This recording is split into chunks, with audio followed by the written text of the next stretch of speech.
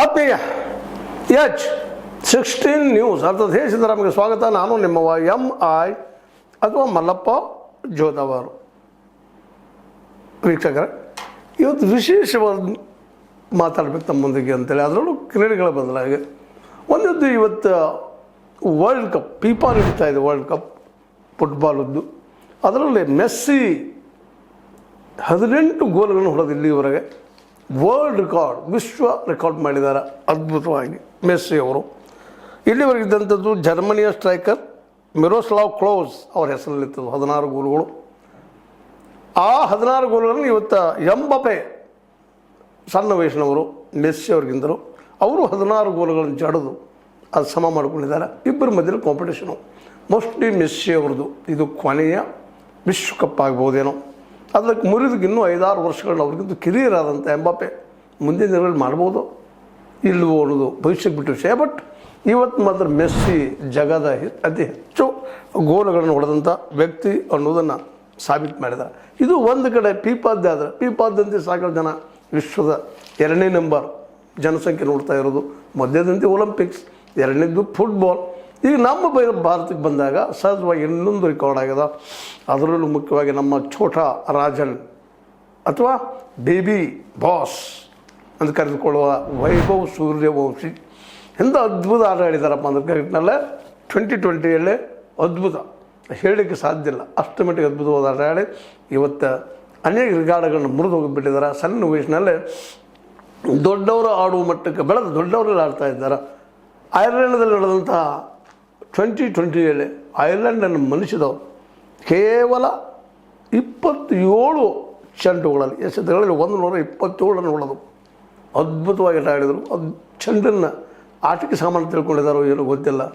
ಅದೇ ಕಾಲಕ್ಕೆ ಶ್ರೀಲಂಕಾ ಅತ್ಯಂತ ಪ್ರಬಲ ತಂಡ ಹಸಿರು ಎದುರು 2-3 ದಿನಗಳ ಹಿಂದೆ ನಡೆದಂಥ ಈ ಘಟನೆ ಇದು ಇನ್ನೊಂದು ಅದ್ಭುತವಾದದ್ದು.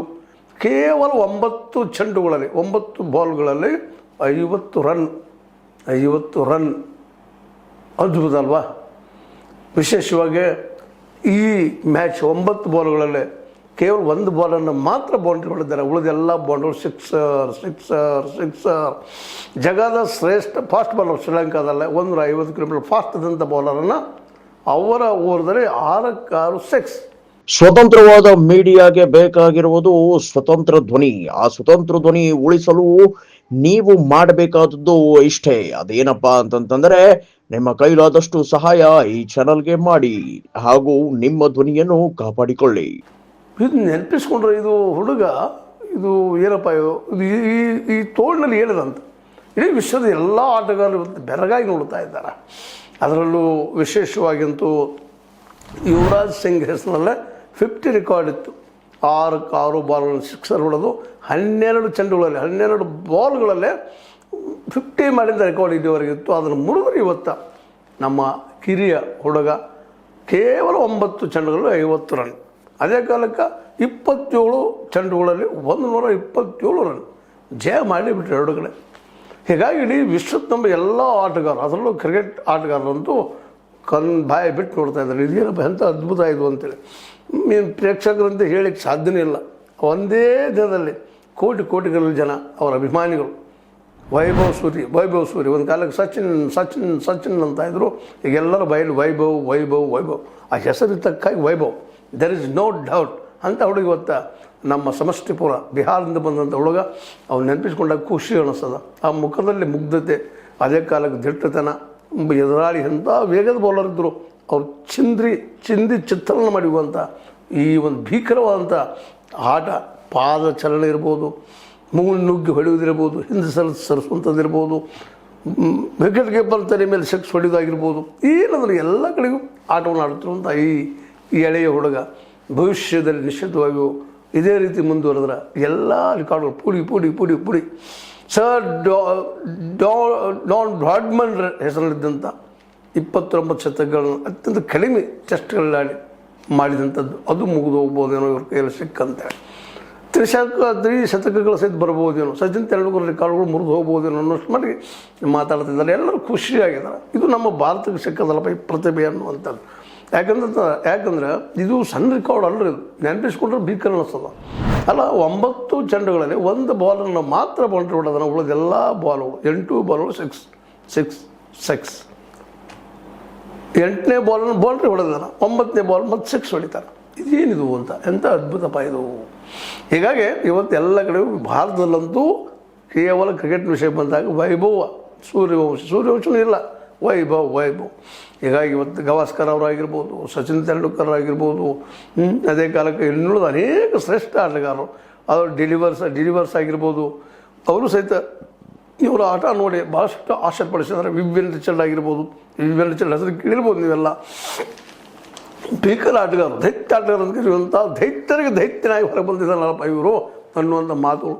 ಎಂಥ ಬೌಲರ್ಗಳು ಸಹಿತ ಇವತ್ತು ಭಯ ಪಡ್ತಾ ಇದ್ದಾರೆ, ಸ್ಪಿನ್ನರ್ಗಳು ಸಹಿತ ಭಯ ಪಡ್ತಾ ಇದ್ದಾರೆ. ಬಾಲ್ ಹೇಗೆ ಮಾಡಬೇಕಪ್ಪ, ಯಾವ ರೀತಿಯಾಗಿ ಮಾಡಬೇಕು ಅಂತೇಳಿ.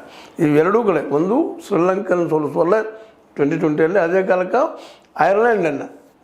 ಐರ್ಲೆಂಡಲ್ಲೇ ಸೋಲಿಸುವಂಥ ಮಾತು, ಇದು ಸಹಿತ ಇನ್ನೂ ಮೆರಗುಗೊಳಿಸುವಂಥದ್ದು. ಅದು 27 ಬಾಲ್ಗಳಲ್ಲಿ 127 ರನ್ಗಳು. ಎಷ್ಟು ಯಾವ ಪ್ರಮಾಣದಲ್ಲಿ ಹೊಡಿರಬೇಕು, ಅದು ಬಾಲು ಹೇಗೆ ಹೊಡಿರಬೇಕು, ಆ ಬಾಲ್ ಸಿಕ್ಕ ಹಂಚಿ ನಡಗಿರ್ಬೋದೇನೋ, ಬ್ಯಾಟಿಗೆ ಸಿಕ್ಕ ಏನಪ್ಪ ಆಯಿತಾ ಅನ್ನುವಾಗ.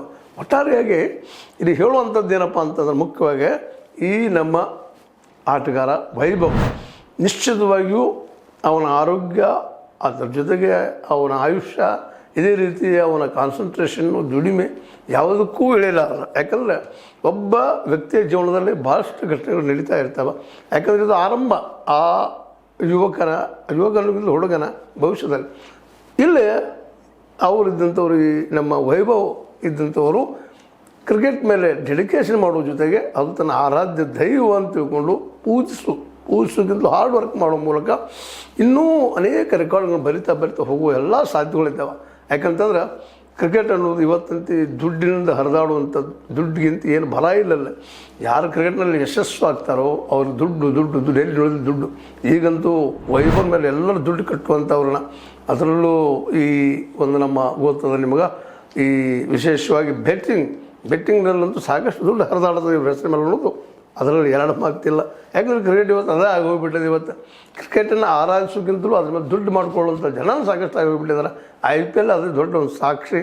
ಮತ್ತು ಪ್ರತಿಯೊಂದು ರಾಷ್ಟ್ರದಲ್ಲಿ ನಡೀತಾನೆ ಇದೆ. ಆ ಮಾತು ಬೇರೆ, ಅದೇನೂ ಇರಲಿ. ಇನ್ನು ಮುಂಬರುವ ದಿನಗಳಲ್ಲಿ ಕ್ರಿಕೆಟ್ ಜಗತ್ತಿನಲ್ಲೇ ನಾವು ಕೇವಲ ಒಂದೇ ಹೆಸರನ್ನು ಕೇಳ್ಬೋದೇನೋ. ಯಾಕೆ ಇಲ್ಲಿವರೆಗೆ ಸಾಕಷ್ಟು ಹೆಸರು ಬಂದು ಹೋಗಿದ್ದಾರೆ. ಸರ್ ಡಾನ್ ಬ್ರಾಡ್ಮನ್ ಆಗಿರ್ಬೋದು, ಸಚಿನ್ ಆಗಿರ್ಬೋದು, ಗವಾಸ್ಕರ್ ಅವರಾಗಿರ್ಬೋದು, ವಿವಿಯನ್ ರಿಚರ್ಡ್ ಆಗಿರ್ಬೋದು, ನಮಗೆ ಇತ್ತೀಚೆಗೆ ಬಂದಂಥ ಗ್ಯಾಟಿಂಗ್ ಆಗಿರ್ಬೋದು, ಅಥವಾ ಅವರ ಇನ್ನೊಬ್ಬರು ಸಾಕಷ್ಟು ಜನ ಬರ್ತಾರೆ ಹೋಗ್ತಾರೆ. ಶಾಶ್ವತವಾಗಿ ಒಂದು ಸಚಿನ್ ಅವರಂಗೆ, ಗವಾಸ್ಕರ್ ಅವರಂಗೆ ಹೆಸರು ಉಳಿಯುವಂಥದ್ದು ಮತ್ತು ವಿವಿಯನ್ ರಿಚರ್ಡ್ ಅಂತವರು ಇವರಂಗೆ ಹೆಸರು ಉಳಿಯುವಂಥದ್ದು ಈ ನಮ್ಮ ವೈಭವ್ ಸೂರ್ಯವಂಶದ್ದು. ಮತ್ತು ಇನ್ನು ಕೆಲವೇ ದಿನಗಳಲ್ಲಿ ಇದೇ ಆಟ ಮುಂದುವರೆದು ಹೋದ್ರೆ ಇವೆಲ್ಲ ಹೆಸರುಗಳು ಬದುಕಿ ಸೇರ್ತಾ ಇರ್ತಾವೆ. ಯಾಕಂದ್ರೆ ವಿರಾಟ್ ಕೊಹ್ಲಿ ಆಗಿರ್ಬೋದು, ಅವ್ರ ಜೊತೆಗಾರರಾಗಿರ್ಬೋದು, ಎಲ್ಲರೂ ಇವತ್ತು ಅವ್ರು ಯಾವ ರೆಕಾರ್ಡ್ಗಳು ಮೋಸ್ಟ್ಲಿ ಉಳಿಲಿಕ್ಕಿಲ್ಲ. ನಾನು ಹೇಳುವಾಗ, ನಮ್ಮ ತಿಳುವಳಿಕೆ ಪ್ರಕಾರ ಹೇಳುವಾಗ, ಯುವರಾಜರದ 12 ಬಾಲ್ಗಳಲ್ಲಿ 50 ಹೊಡೆದು ದೊಡ್ಡ ರೆಕಾರ್ಡ್ ಆಗಿತ್ತು.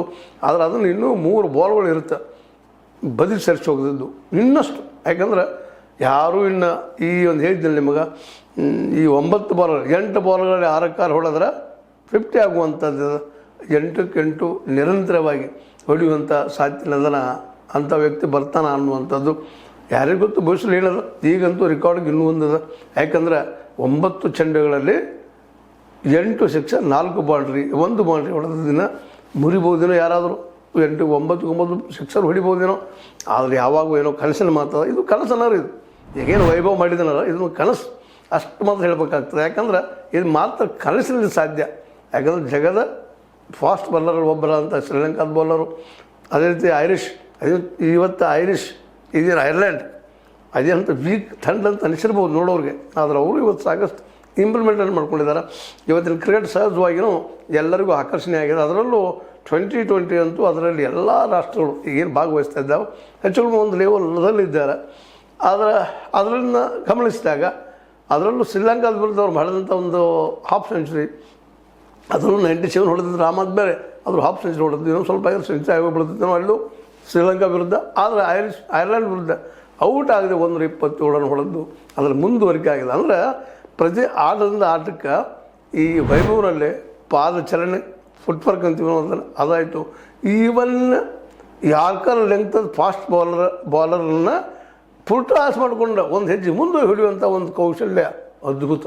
ಯಾಕಂದ್ರೆ ಅದು ಸುಲಭದ ಕೆಲಸ ಅಲ್ಲ. ಆ ಫಾಸ್ಟ್ ಬಾಲ್ ಹೇಗಿರ್ತದಪ್ಪ ಅಂದ್ರೆ ರೋಯಿಂಗ್ ಅಂತ ಬರ್ತದೆ, ಕ್ಷಣದಾಗ ಡಿಸಿಷನ್ ತೊಗೊಳ್ಬೇಕಾಗ್ತದೆ.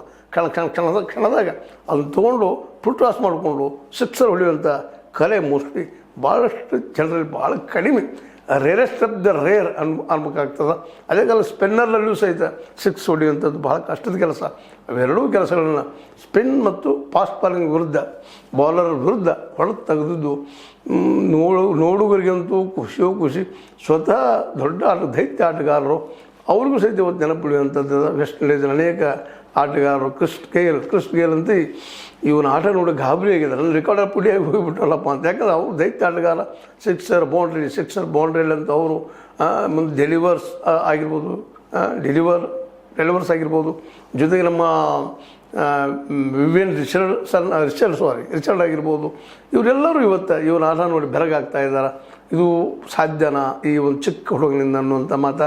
ಯಾಕಂದ್ರೆ ನಮ್ಮ ಹುಡುಗರು 10-15 ವರ್ಷ ಹುಡುಗರು ನೋಡ್ತಾ ಇರ್ತೀರಿ.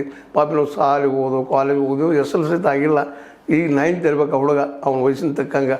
ಅಂಥ 9th ಸ್ಟ್ಯಾಂಡರ್ಡ್ ಹುಡುಗ ಇವತ್ತು ಜಗದ ದಿಗ್ಗಜ ಬೌಲರ್ಗಳನ್ನ ಎದುರಿಸಿ ರನ್ಗಳ ಏನಂತೀರಿ ಪ್ರವಾಹವನ್ನು ರನ್ ಮಷಿನ್ ಆಗಿರೋದನ್ನು ಗಮನಿಸಿದ್ರೆ ಭವಿಷ್ಯದಲ್ಲೇ ನಮ್ಮ ವೈಭವ್ ಅನ್ನುವಂಥ ಹೆಸರು ವೈಭವಪೂರ್ಣವಾಗಿ ಉಳಿತದೆ ಅನ್ನೋದು ಎಲ್ಲರ ಅಭಿಪ್ರಾಯ. ಎಲ್ಲರೂ ಖುಷಿ ಪಡ್ತಾಯಿದ್ದಾರೆ, ನಾವು ಖುಷಿ ಪಡ್ತಾ ಇದ್ದೀವಿ, ನೀವು ಖುಷಿ ಪಡ್ರಿ. ಯಾಕಂದ್ರೆ ಪ್ರತಿಭೆ ಯಾರ್ದು ಇರಲಿ, ಎಲ್ಲೂ ಇರಲಿ, ಅದನ್ನು ಗೌರವಿಸೋದು, ಪ್ರೀತಿಸೋದು ಪ್ರತಿಯೊಬ್ಬನ ಏನಪ್ಪ ಅಂದ್ರೆ ಕರ್ತವ್ಯನೂ ಹೌದು, ಹಕ್ಕೂ ಹೌದು. ಕರ್ತವ್ಯ ಯಾಕಪ್ಪ ಅಂತಂದ್ರೆ ಒಳ್ಳೆಯದಪ್ಪ ಅಂತ ಹೇಳುವಂಥ ದೊಡ್ಡ ಮನಸ್ಸು.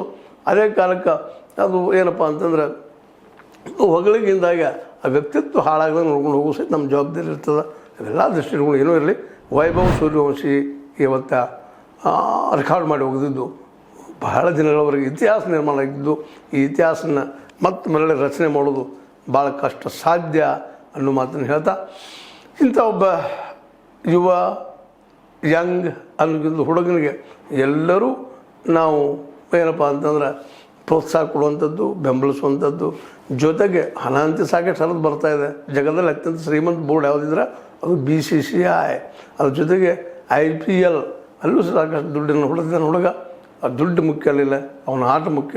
ಆಟ ನೆನಪಿಡ್ತದೆ. ಅವ್ನು ಎಷ್ಟು ಗಳಿಸಿದಾರೆ ಅನ್ನೋದು ಮುಖ್ಯ ಅಲ್ಲ. ಯಾಕಂದ್ರೆ ಜಗದಲ್ಲಿ ಸಾಕಷ್ಟು ಅದಾನಿ ಅಂಬಾನಿ ಅಂತ ಸಾಕಷ್ಟು ಗಳಿಸಿದ್ದಾರೆ. ಹೇಗೆ ಗಳಿಸಿದ್ರು ಅನ್ನೋದು ಮುಖ್ಯ ಅಲ್ಲ, ಗಳಿಸಿದ್ರು ಅಷ್ಟು ಮುಖ್ಯ ಆಗಿ ಹೋಗ್ಬಿಡ್ತದೆ.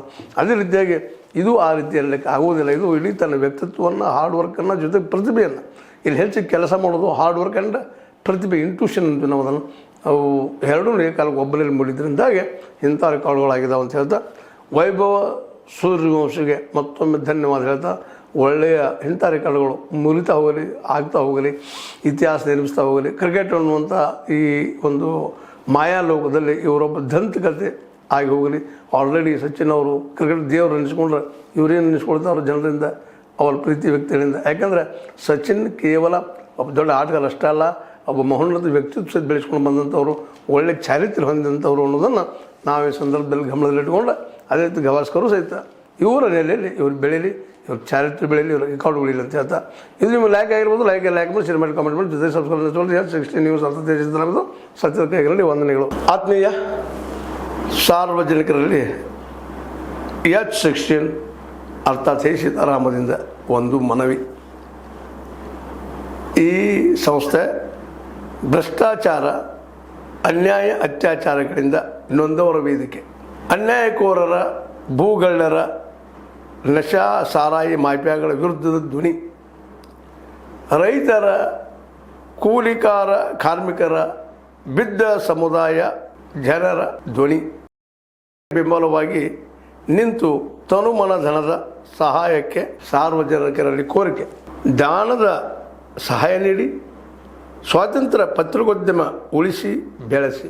ವಂದನೆಗಳು. ತಮ್ಮನ್ನೇ ನಂಬಿರುವ ಮಲ್ಲಪ್ಪ ಇ ಜೋತಾವರ್.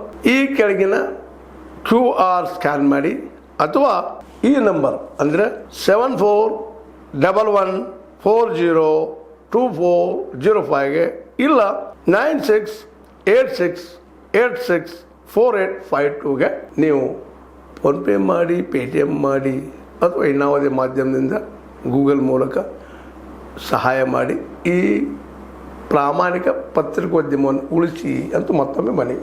ವಂದನೆಗಳು.